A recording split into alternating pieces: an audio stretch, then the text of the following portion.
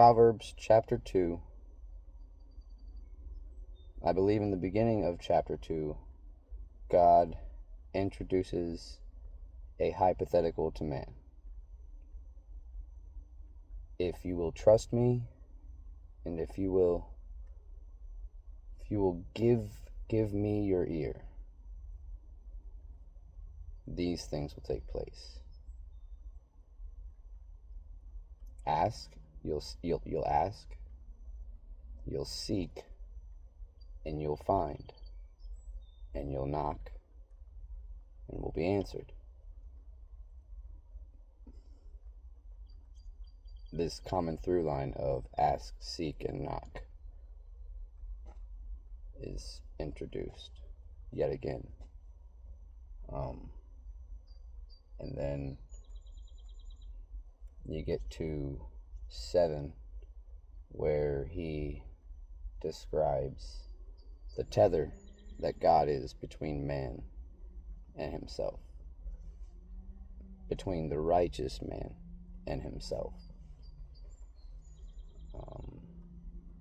I believe it's 8 where he talks about making the path, the narrow way, available for the righteous man, despite the world.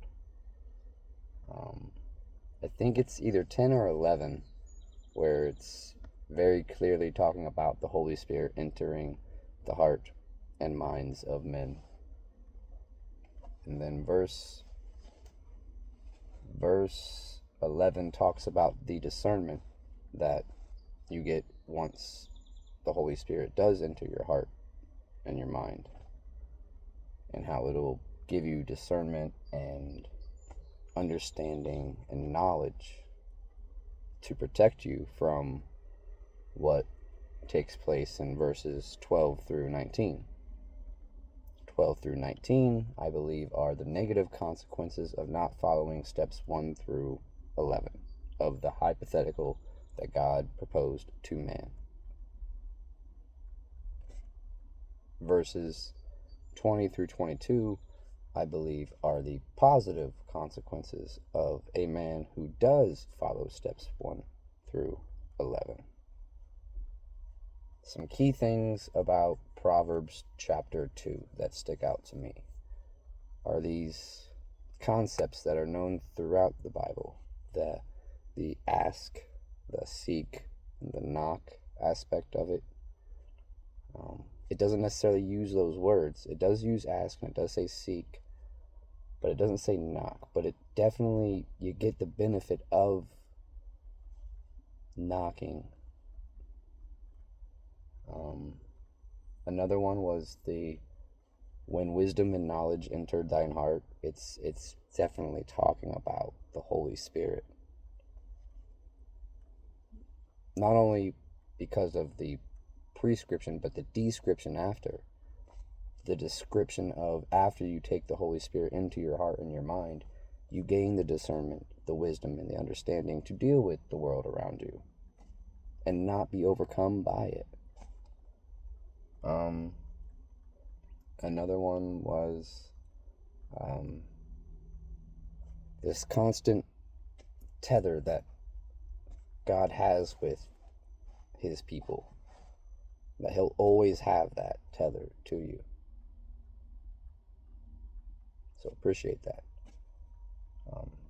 I think that's verse 7 is when I attributed that to.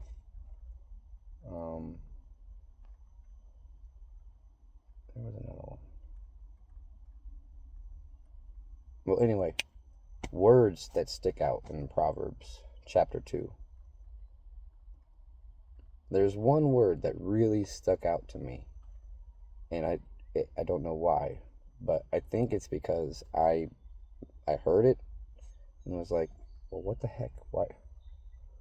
Why is it bad to be forward? Now, I heard forward.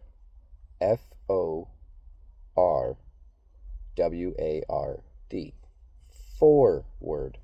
to be moving in a direction.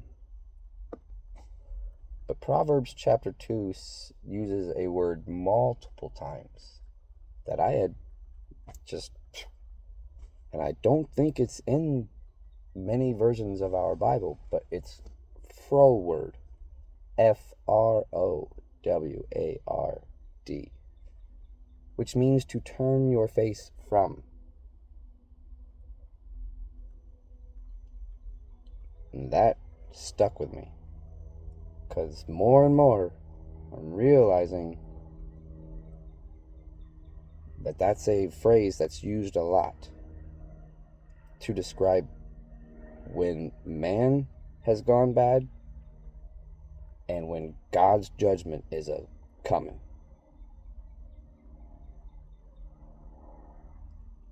And then I was taking notes on Proverbs chapter 2, and wouldn't you know, I typed in the word froward.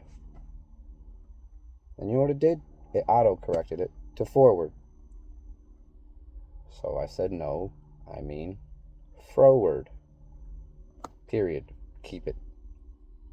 You know what it did? Gave me a little red squiggly underneath. I'm like, what are you talking about? Is this not a word? So then I Googled it. No, it's a word. And then so I asked my AI bot, hey, why does Microsoft obviously not like the word froward?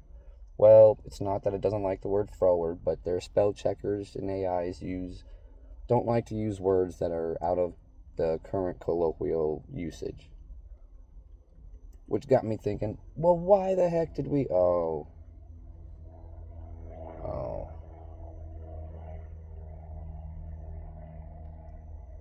Yeah, because if we knew what happens when we turn our faces from God, not when we actively do evil things, but when we merely just turn our face from God, bad things happen. We do bad things that cause God to turn his face from us, and then really bad things happen. So that's my thoughts on Proverbs chapter 2. Love y'all, take care, and be blessed.